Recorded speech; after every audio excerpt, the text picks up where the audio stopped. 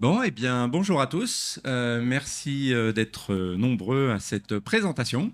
Donc, pour ceux qui étaient, il y en a qui étaient là sur la présentation précédente sur l'IA. Ouais. Donc, on va continuer un petit peu sur l'IA. J'ai bien aimé aussi le fait que était mentionné l'aspect generative AI qui pose certains risques et dangers. Donc, on en parlera aussi un petit peu. Et là, j'ai voulu illustrer un petit peu ce qu'on peut faire avec quelques cas concrets d'utilisation donc d'un large language model en Java. Et on va utiliser l'API Palm de Google pour faire ça. Alors, j'ai menti un petit peu, j'ai mis en Java, mais c'est vrai que mes démos sont plutôt en Groovy, mais ça ressemble tellement à du Java hein, que, donc pour ceux qui me connaissent, vu que j'ai cofondé Groovy, c'est vrai que Groovy, c'est un peu mon langage de prédilection. Donc, dès que je commence à faire des démos, des trucs comme ça, je commence souvent en Groovy. Et bon, après, certaines démos, je les convertirai peut-être en Java, mais en tout cas, pour l'instant, sera du Groovy. Je m'excuse, j'aurais dû changer le titre. Ah oui, et puis donc qui je suis, Guillaume Laforge, je suis développeur advocate chez Google Cloud, et effectivement, j'ai cofondé Groovy, donc c'est pour ça qu'il y a un petit peu de Groovy. Vous pouvez me suivre sur Twitter, sur Mastodon, et c'est parti. Alors, je vais commencer par quelques petites notions de vocabulaire et enfin, ce que c'est. En fait, il y a pas mal de termes autour de l'IA, et on va essayer de voir un petit peu plus dans quel cadre nous on se situe. Donc là, l'intelligence artificielle, là, il y a vraiment cette grosse boîte et on va zoomer un petit peu sur les différentes sortes d'intelligence artificielle. Donc on va avoir le machine learning. Donc l'intelligence artificielle, ça peut être aussi simplement des stats, des probas, des choses comme ça, de la régression linéaire. Après, machine learning, il y a aussi dans machine learning, c'est vraiment la machine qui apprend. C'est pas juste un algorithme qui, enfin, ce sont toujours des algorithmes bien sûr, mais c'est pas une équation mathématique qu'on résout comme une régression linéaire, mais ça va être des systèmes qui sont capables d'apprendre par eux-mêmes en regardant, enfin par eux-mêmes ou pas, en regardant des données. Il y a différents types d'apprentissage supervisé, non supervisé. Donc ça, c'est quand on lui donne en entrée des données qui sont labellisées ou non. C'est-à-dire, si on doit reconnaître des voitures, on va lui dire, tiens, ça c'est une image, dedans il y a une voiture, oui ou non.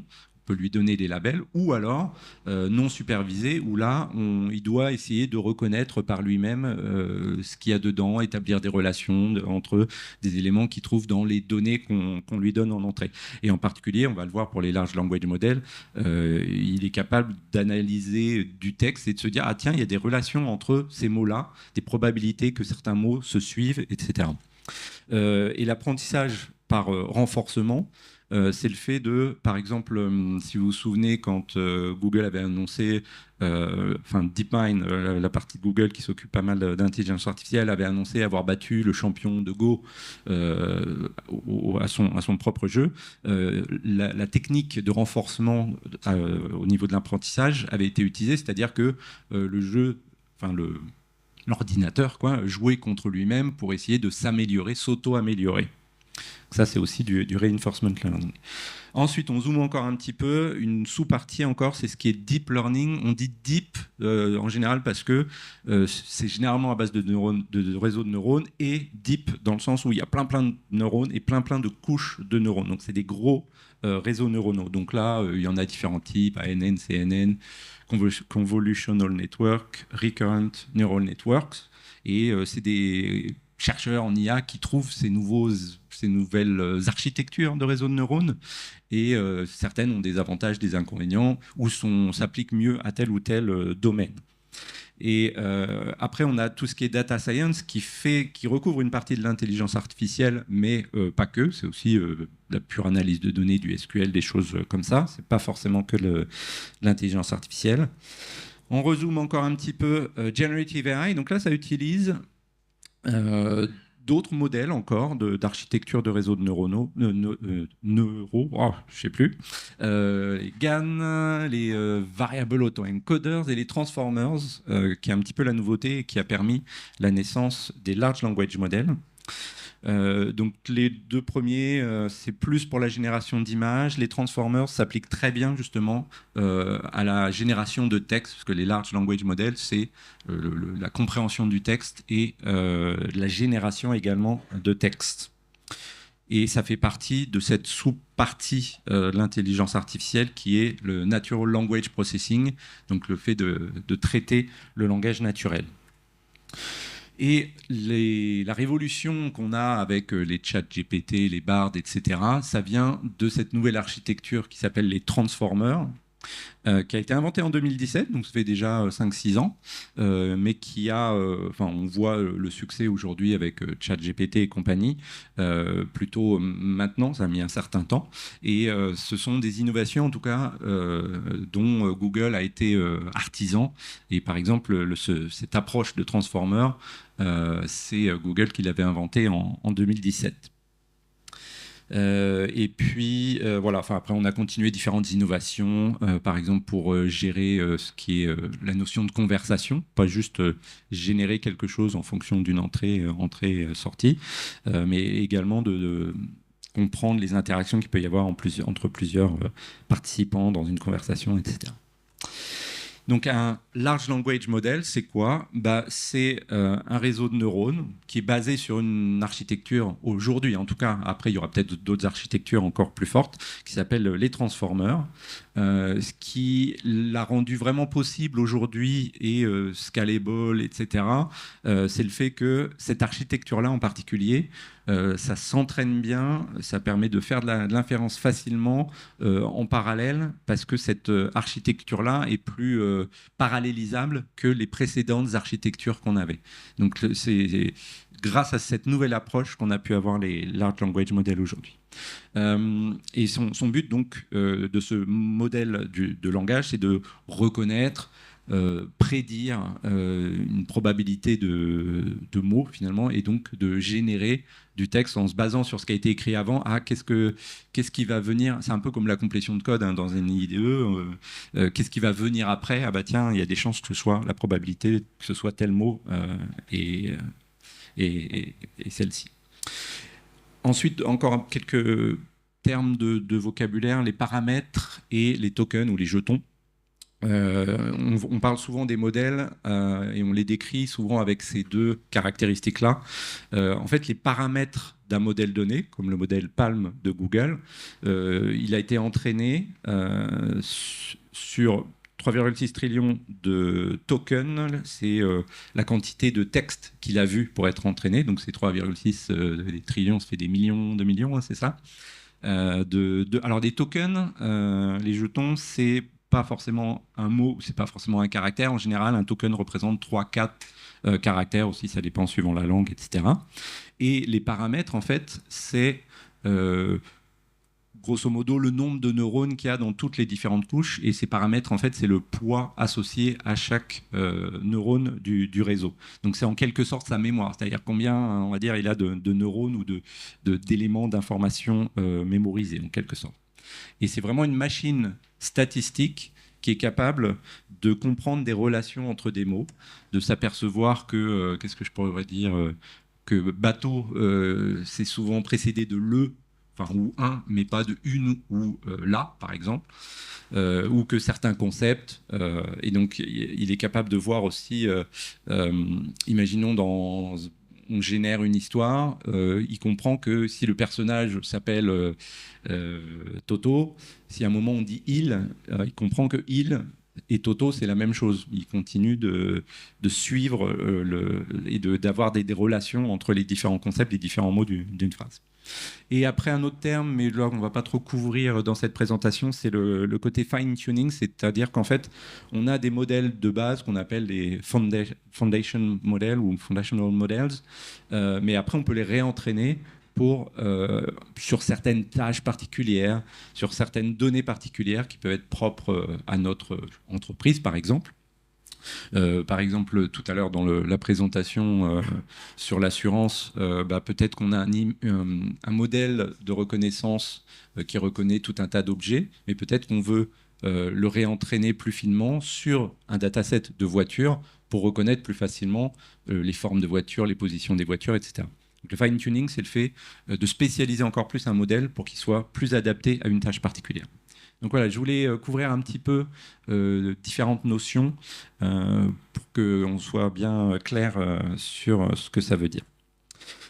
Donc vous avez vu la taille du modèle Palm en exemple, mais il y a plein d'autres modèles et les modèles sont aujourd'hui de plus en plus gros.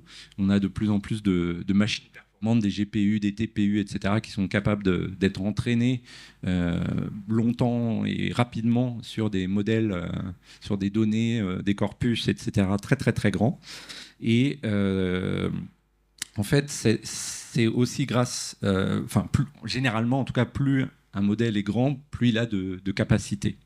Et il y avait un papier, là, il n'y a pas très très longtemps, qui était sorti sur... on avait tendance à dire que en fait, les large language models, c'est des sortes de perroquets statistiques, c'est-à-dire qu'ils répètent un peu bêtement ce qu'ils ont pu voir en entraînement. Et on peut se demander si... enfin, ils ne comprennent pas forcément ou ils ne savent pas si c'est vrai ce qu'ils disent au final, donc ce qui amène aussi à ces idées d'hallucination et aussi de non-vérifiabilité, on va dire, d'où vient ce texte qu'il a généré, parce qu'en fait, on ne sait pas où est-ce qu'il a pu être, qu'est-ce qui l'a inspiré, en tout cas, pour générer ce texte-là. Et du coup, on peut se demander, voilà, est-ce que certains modèles ne deviennent pas trop larges et trop grands et est-ce que il va pas falloir en tout cas réfléchir à d'autres architectures, enfin, les chercheurs le font de toute façon, pour aller plus loin. Je reviens quand même sur la taille des modèles. Ce qui est intéressant, c'est la notion d'émergence de capacité.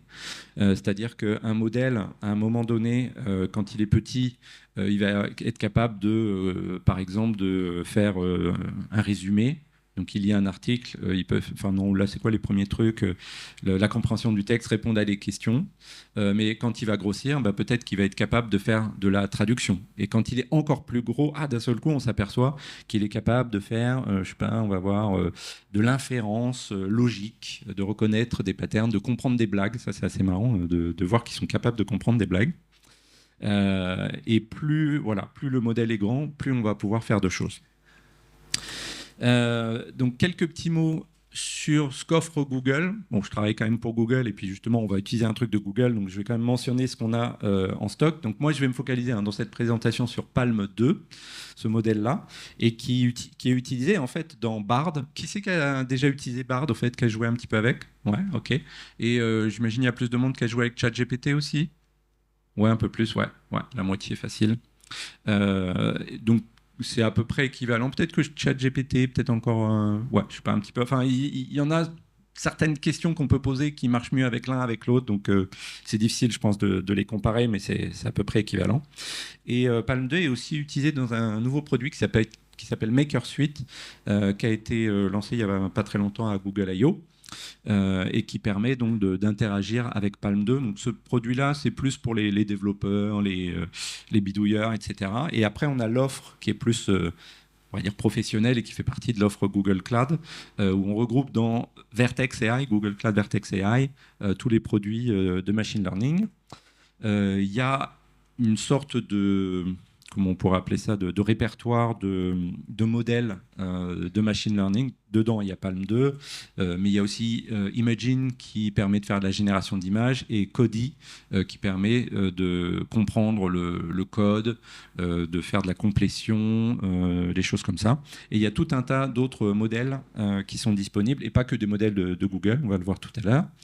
Et après, il y a encore d'autres produits, conversation pour faire des chatbots, des choses comme ça, Enterprise Search qui se rapproche un petit peu. Je vous invite aussi d'ailleurs à voir est-ce qu'il est là, David? Il y a le talk de David tout à l'heure qui devrait être assez intéressant également. Donc Enterprise Search, on va dire que ça se rapproche un petit peu de ce que fait Elastic dans le sens recherche sémantique.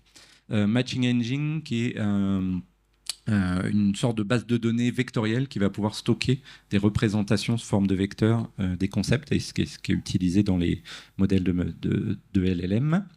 Et après, on a plein d'autres choses, des notebooks. On avait vu tout à l'heure dans la présentation précédente l'utilisation de Google Colab, et voilà, et Pipeline pour faire des entraînements, des déploiements, des tests de modèles de machine learning que vous avez customisés, etc. Il y a plein d'autres choses. Donc nous, encore une fois, on s'occupe de Palm 2, de ce qui est en violet. Et là, donc la semaine dernière ou la semaine d'avant, je ne sais plus, il y avait la conférence Cloud Next, donc la grosse conférence Google Cloud. Et en fait, on a fait quelques petites annonces. Donc, dans Model Garden, qui contient tous les modèles qu'on peut utiliser, entraîner, etc. On a aussi rajouté des modèles qui viennent de l'extérieur. Donc, par exemple, il y a Facebook, Euh, Meta, merci. Meta qui a annoncé la deuxième version de son modèle Llama, également une variation qui comprend le code. Il y a Falcon, un modèle open source aussi, un modèle ouvert en tout cas, qui vient c'est un institut de recherche dans les Émirats Arabes Unis et qui a fait un très gros modèle qui marche très bien, a priori. Et Claude 2, je crois que ça vient de chez Anthropic, si je ne dis pas de bêtises. Claude 2, ce qui est intéressant, c'est qu'il y a... Ah oui, c'est une autre chose que je ne vous ai pas mentionnée, une autre notion, c'est la notion de contexte, c'est-à-dire, en fait, un LLM, on va lui donner des données en entrée, et il va nous produire quelque chose en sortie. Et en entrée, en fait, c'est son contexte et on peut lui donner une certaine quantité de données. Et typiquement, là maintenant, on a de plus en plus de modèles qui prennent 8K, 8000 tokens en entrée, 16 000, maintenant il y en a 32 000, et Claude 2, par exemple, c'est un de ceux qui fait 100 000 tokens en entrée. Donc ça veut dire qu'on peut lui donner plein de données en entrée et qu'il soit capable, par exemple, de faire un résumé d'un très grand article ou d'un tout petit livre. Ça peut tenir dans 100 000 tokens, par exemple, avec Claude 2. Après, ce qu'il faut voir, c'est qu'on paye au token ou au caractère chez Google. Ce qui veut dire que si à chaque fois qu'on doit faire une requête, on lui donne tout le contenu du livre, bah ça peut coûter assez cher au bout d'un moment. Donc ce qui est intéressant, et on va le voir dans une des démos, c'est qu'on peut essayer d'extraire avec des bases de données vectorielles et autres, on peut extraire juste le contexte qui nous intéresse et envoyer ça dans la requête, dans le contexte du Large Language Model, pour que ça coûte aussi moins cher et donner des fois des réponses plus pertinentes. Et donc, nous, on a élargi aussi le modèle Palm. Le nouveau modèle est capable de prendre 32 000 tokens en entrée, donc ce qui représente, on va dire, 120, 140 000 caractères, mais ça varie un petit peu suivant les langues. Et d'ailleurs, donc il y a plus de langues qui sont supportées, 38 langues, donc ça doit couvrir...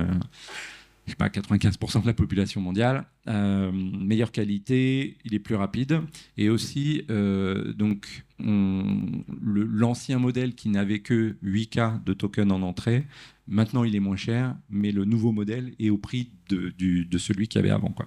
Enfin, les deux sont toujours disponibles.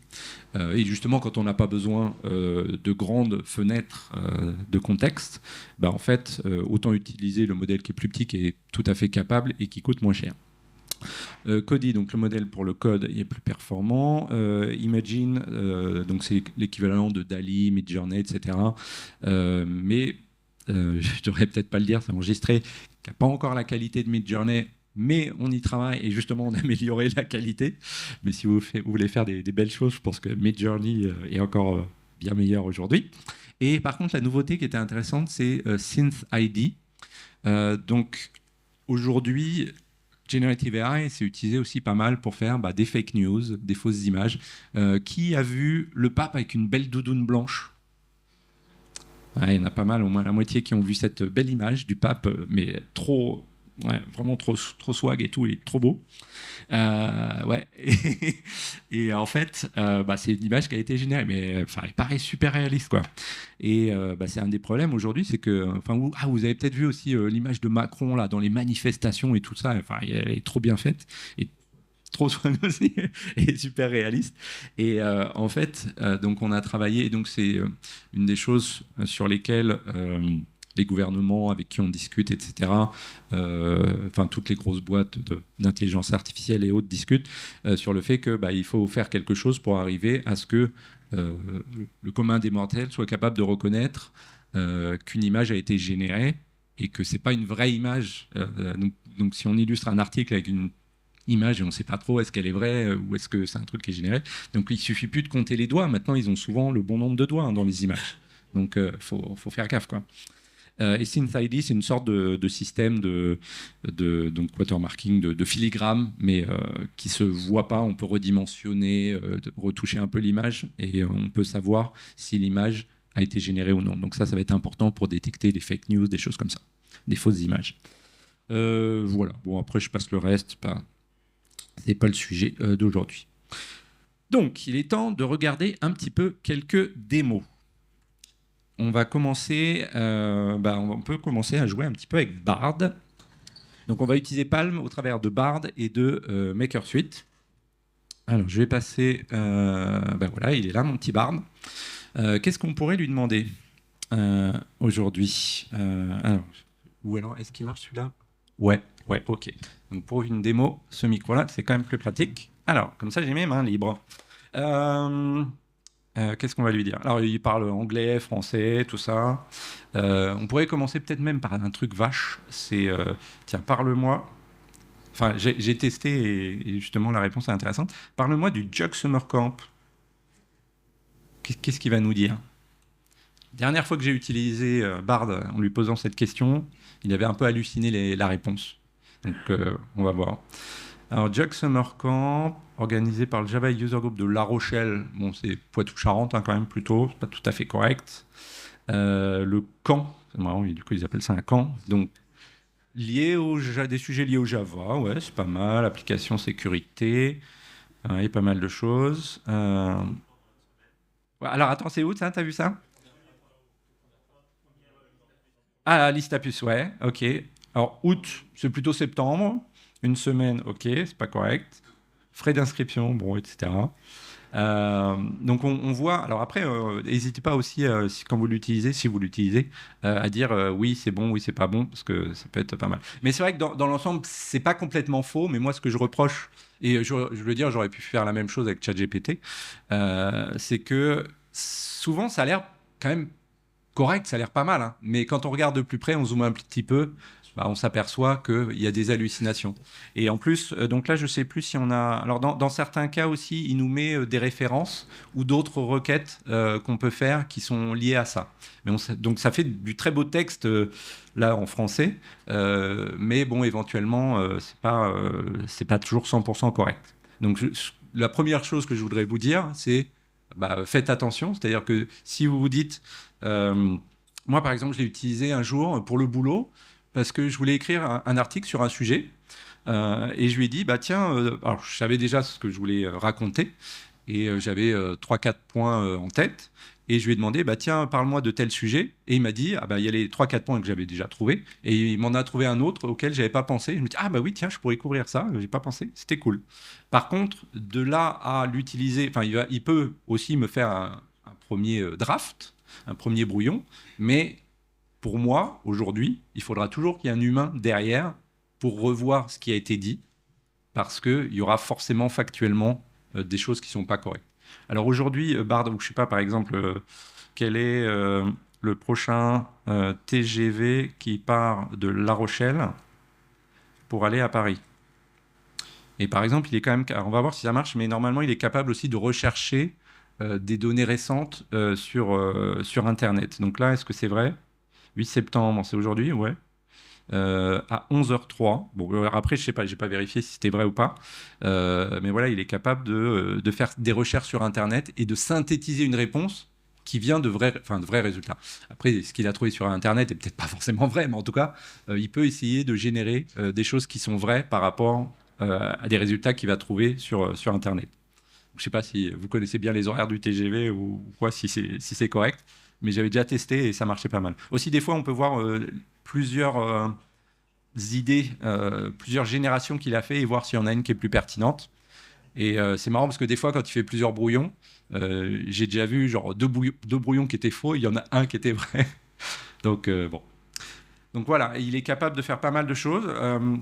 Donc quand on dit qu'un modèle a des capacités différentes, donc ça peut être par exemple de faire de l'analyse de sentiments. Donc si je peux lui demander, tiens, euh, donne-moi ou dis-moi si la phrase suivante est positive ou négative. Jack Summercamp, c'est trop bien, c'est trop de la balle. Avec des points d'exclamation et tout. On va voir qu'est-ce qu'il va nous répondre. Est-ce que la phrase est positive ou négative? Oh, alors là, il est super bavard. Après, on peut lui dire, donc là, il a dit que c'est une expression positive, mais après, on peut lui donner un petit peu plus de, de on va dire, d'instructions en répondant, ou je vais faire, ouais, si, en répondant juste par négatif. ou positif. On va voir s'il va m'écouter. Voici la phrase. Est-ce que ça va marcher? Ta-ta-da, suspense. Ah non. Enfin, il y a quand même réponse positive, mais voilà. Il ne peut pas s'empêcher d'être bavard.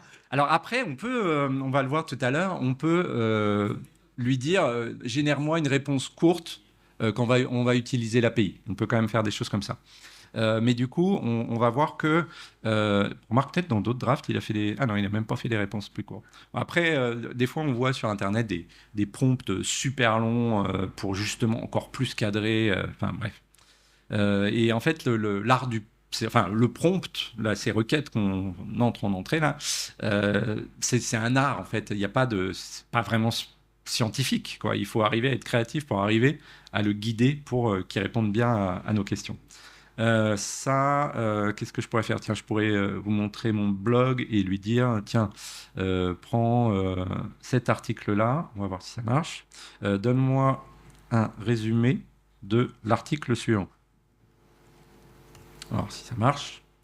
Donc là, j'ai fait un article d'une démo que je vais vous montrer après. Bon, voilà.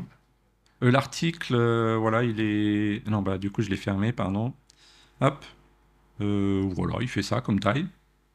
OK. Et donc là, voilà, dans son article, Guillaume Laforge, un développeur basé à La Rochelle. Alors, je viens de Paris, hein, mais bon. Mais ben, en fait, il voit aussi, je ne sais pas si vous avez vu là, La Rochelle, parce que je suis là, à La Rochelle, ou peut-être qu'il s'est dit. Et je parle, voilà, une intro à Generative AI, ouais, c'est vrai. Technologie, machin, l'API Palm. J'ai utilisé l'API Palm pour faire un truc qui génère des histoires pour enfants. Voilà. Donc ça a l'air d'être à peu près correct. mais c'est rigolo hein, quand même, parce que il y a quand même des petits trucs. Je suis à La Rochelle et bizarrement dit que je suis à La Rochelle. Ok. Donc ça, qu'est-ce qu'on pourrait donc faire des résumés. Il est capable de faire des résumés, d'illustrer les différents points. Et donne-moi les mots-clés de l'article précédent. Article précédent. Et on va voir ce qu'il me propose.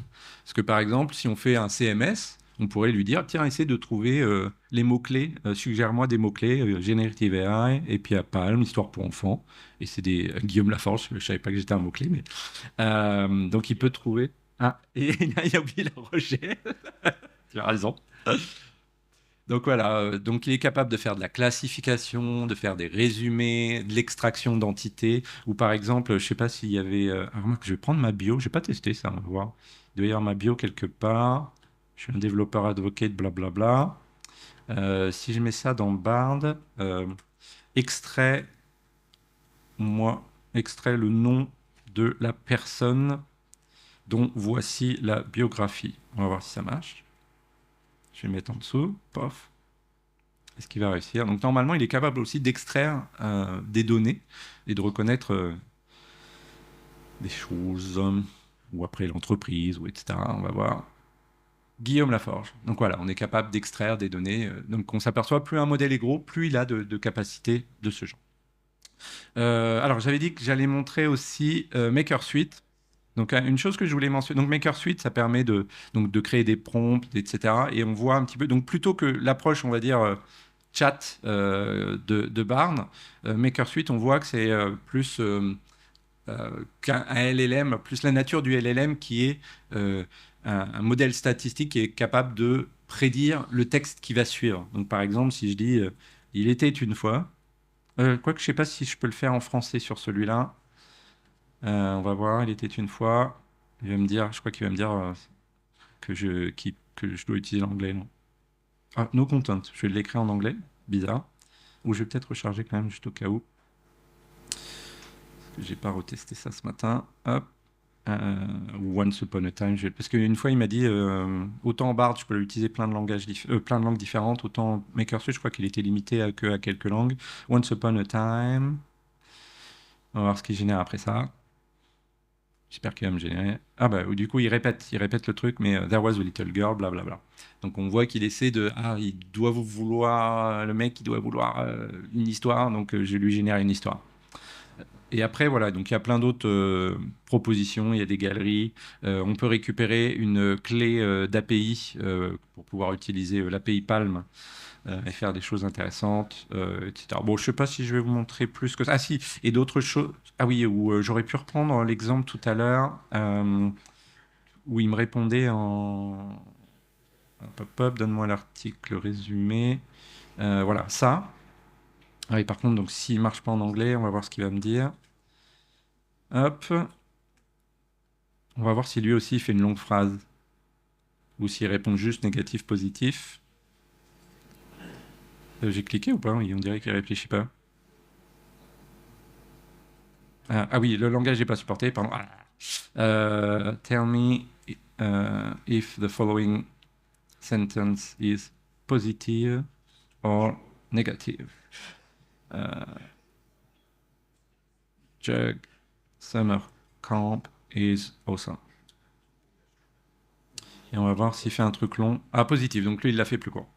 Après, donc, même si ça utilise la même API en dessous, ils ne l'ont pas utilisé forcément de la même manière. Et ce que je voulais montrer après, c'était, en fait, on a le choix de différents modes. Bon, là, il y en a qu'un dans MakerSuite, mais on peut choisir, c'est une autre notion que je voulais vous mentionner, la température, c'est-à-dire plus on est vers 0, plus il va souvent générer la même chose et avoir des choses plus factuelles.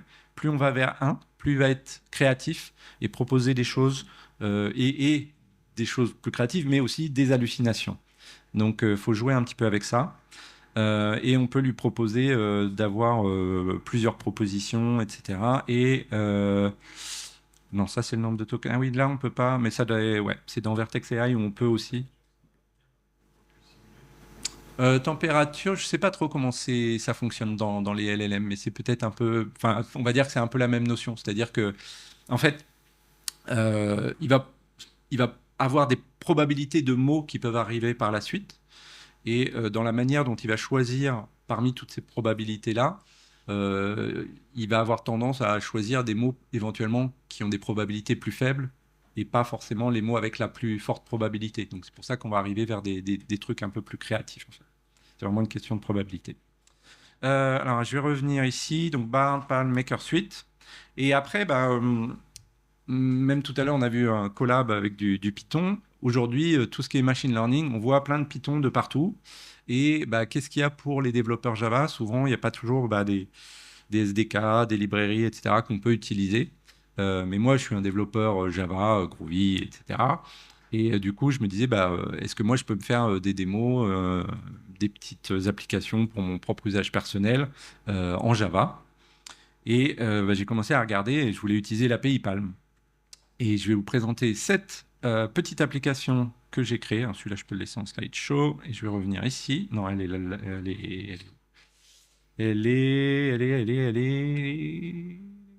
où? Elle est là, voilà, devant mes yeux. Donc, j'ai fait une petite application pour générer des histoires pour enfants. Il y a 3 choses. On choisit un personnage, on choisit une situation, un lieu, à quelle époque ça se passe, et on choisit après un plot, quoi, l'action, qu'est-ce qui va se passer dedans. Donc quand j'ai fait ça, j'ai mis plusieurs propositions. Bon, allez, on va faire un astronaute qui explore l'espace qu'est-ce qu'il y a? Une station spatiale et il découvre, tiens, il y a des astéroïdes dangereux qui abritent des formes de vie mystérieuses. Et on va voir ce qui va nous générer. Et donc j'ai utilisé l'API Palm pour faire ça. Et donc en général, ça prend une bonne vingtaine de secondes pour générer une histoire. Et je vais vous montrer comment j'ai implémenté ça.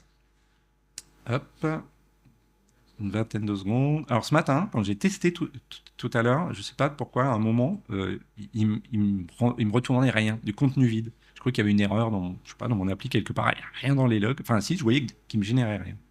Alors, on va voir si... D'ailleurs là, ça me paraît un peu long. J'ai un petit peu peur. Alors, j'ai retouché à l'application et je l'ai redéployé hier. C'est le truc qu'on ne fait jamais, hein, vous savez bien. Et là, ça prend beaucoup de temps. Alors, je pourrais regarder dans les logs. Je ne sais pas s'il y a une erreur ou quoi. C'est bizarre. Attends, je vais recharger quand même la page et je vais refaire... Bon, je reprends n'importe lequel, peu importe. La princesse, le château et sa sœur est kidnappée par une sorcière. Et on va relancer, juste pour être sûr. Et voilà, d'habitude, ça marche sans aucun souci. Ah oui, et puis j'utilise le nouveau modèle de 32K pour essayer de faire des histoires un petit peu plus longues. J'ai retesté tout à l'heure, ça marchait bien. Euh... Ah non, allez. Tintin, suspense.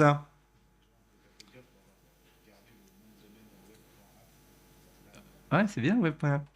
Ah non, mais c'est dommage, là, ça marche pas aujourd'hui. Pourquoi? Tout à l'heure, je l'ai fait. Bizarre, bizarre. Je vais quand même jeter un coup d'œil. Ah si, il y a des erreurs. Ah ouais, il y a un read timeout parce que pourtant je l'ai agrandi le timeout, c'est ça qui est bizarre. Justement, j'aurais pas dû faire ça. C'est-à-dire que l'histoire, il va générer un truc trop long et je tombe en timeout en fait. C'est ballot ça. Tout à l'heure, ça a marché. Alors des fois, je dois être. Bon, j'ai peut-être pas la redéployer. Non, c'est nul si ça marche pas. C'était ma plus belle démo que j'avais pour aujourd'hui. Évidemment. Mais donc normalement, alors si je vous remets je sais plus si j'avais mis un exemple là-dedans. Euh, non, j'ai même pas mis de screenshot. Ah si, voilà. Non. Où j'explique comment j'ai implémenté ça. J'ai pas d'exemple. Non, oui, non, oui, hop, donc je recommence. Un pompier dans une île déserte qui trouve qu'il a des super pouvoirs. On va essayer. Allez, il faut quand même qu'il y en ait au moins un qui marche. Ah oui, et puis donc on peut sélectionner. Au départ, j'avais pas trop d'idées. J'avais créé 5 exemples. Après, j'ai utilisé Bard pour me générer d'autres idées. Et en fait, après, on est capable. Alors, je vais quand même juste attendre de voir s'il va jusqu'au bout. On est capable. Donc, en tout cas, je sais qu'il va falloir que j'augmente les timeouts parce que c'est le truc qui foire là. Peut-être qu'il y a beaucoup de monde qui utilise API en ce moment, ou j'en sais rien. Bon, ça n'a pas marché. Et en fait, après, vous pouvez également mettre vos propres trucs. Moi, j'avais mis developer at Chuck Summercamp.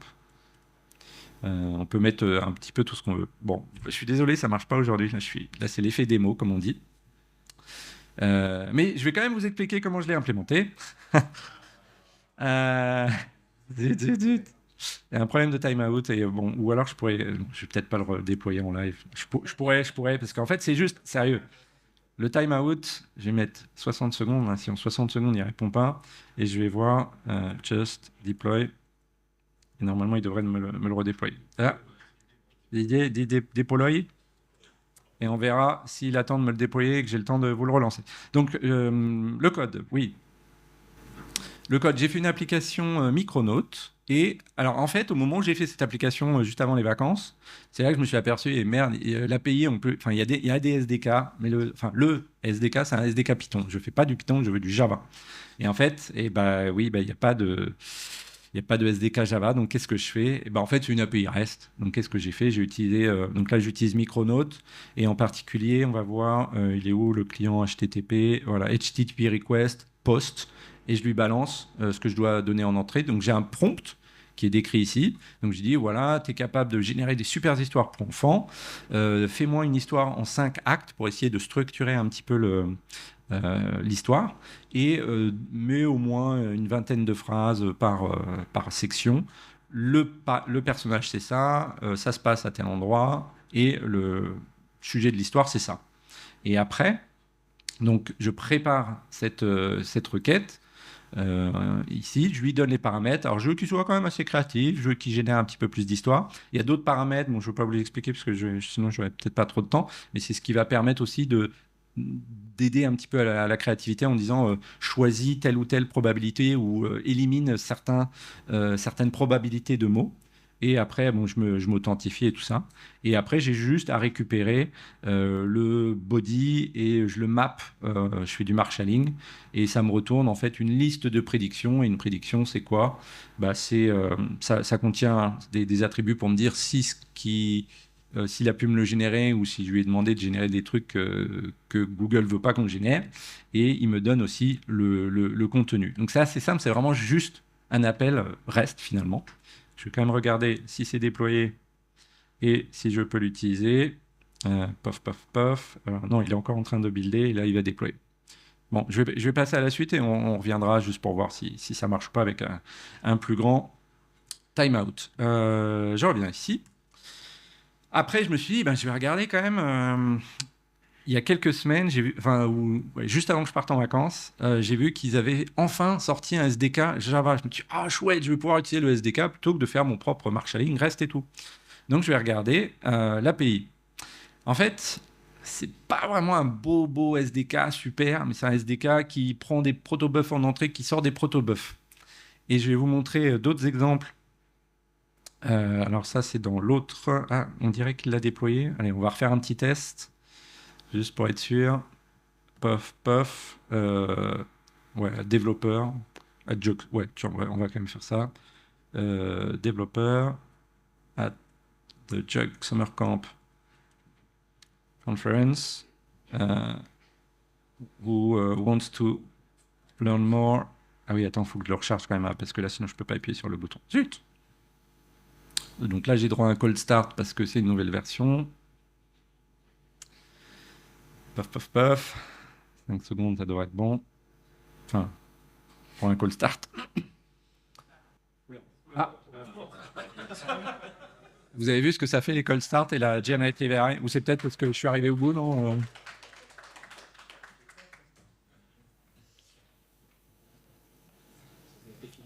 Mais il me reste pas beaucoup de temps. Je sais. J'ai dit 21, donc à un moment donné. Non, j'ai encore quoi, 5 minutes, non, c'est ça? Ouais, Ah oui, enfin, si on me donne vraiment 45 minutes ou si je finis à l'heure où on devait vraiment finir. Attends, il va nous dire que ça marche. Ouais, bah ça, comme vous l'avez vu, ça fonctionne très bien. Par contre, je me demande s'il n'y a pas un problème aussi de Wi-Fi, parce que là,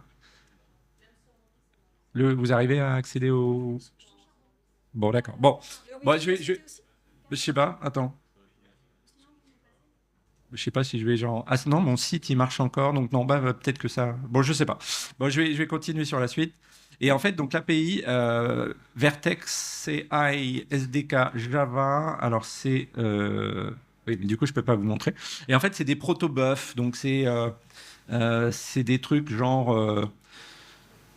structValue.fieldsMap.get.structValue.listValue valueslist. Et c'est juste horrible à utiliser. Alors que je veux juste faire, donc c'est du JSON derrière, hein, je veux juste faire content. Non, c'est quoi déjà? Je sais plus ce que c'est les mots-clés. Voilà, ça doit être content. Où est-ce qu'il est, blablabla. Donc une liste, je récupère dans chaque élément content et je récupère la valeur, la string. Et en fait, c'est assez simple finalement, JSON, mais avec les protobufs, c'est assez horrible.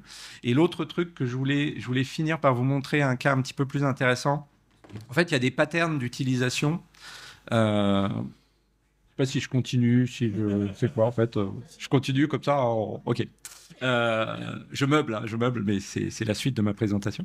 Donc, je ne sais pas si vous avez entendu parler, c'est un projet qui s'appelle LangChain, mais qui est en Python. Il y a aussi, ils essaient de le faire en JavaScript. Un projet qui permet en fait de faire plein de choses avec les large language models, qui s'interfacent par exemple avec des bases de données vectorielles pour stocker des embeddings qui ressemblent à des vecteurs. Enfin, c'est des vecteurs avec des flottants qui représentent des concepts, des mots, etc. De la sémantique. LangChain, ça permet aussi de gérer des prompts, des templates de prompts, de gérer différents modèles, de parser les sorties des LLM ou de charger des documents, de les parser, de les couper en petits morceaux, etc. Mais c'est en Python. Et là, j'ai découvert, donc il y a quelques mois, c'est sorti, et j'ai commencé à jouer avec ça cette semaine, en fait. Donc j'ai mis à jour ma présentation pour couvrir ça. Il y a LangChain4j, il y a quelques développeurs qui se sont dit, mais attends, on peut faire la même chose en Java. Et donc il y a une super API, LangChain4j, en Java, qui permet de faire vraiment plein de choses autour des LLM. Et il y a un pattern qu'on retrouve pas mal quand on fait des LLM, c'est le pattern RAG, qui veut dire Retrieval Augmented Generation. C'est-à-dire au lieu que Bard, ChatGPT, tout ça génère du texte avec ce qu'ils ont mémorisé et ce qu'ils ont appris, en fait, on va instruire le Large Language Model avec plutôt des extraits de textes qu'on sait pertinents, qui viennent de documents qu'on maîtrise, qu'on lui a injectés, pour que le LLM génère des réponses, ça va peut-être revenir, pour que le LLM génère des réponses à partir de textes qu'on lui a donnés. Et en fait, ce texte, ce qu'on fait, ce qu'on lui donne en prompt, en fait, ça va être... Vas-y. ce qu'on lui donne en prompt. Je suis dans la... Yeah, ça revient. Donc, ce qu'on lui donne en entrée, ça va être... en fait, on va... Je vais vous expliquer plutôt avec ce schéma-là.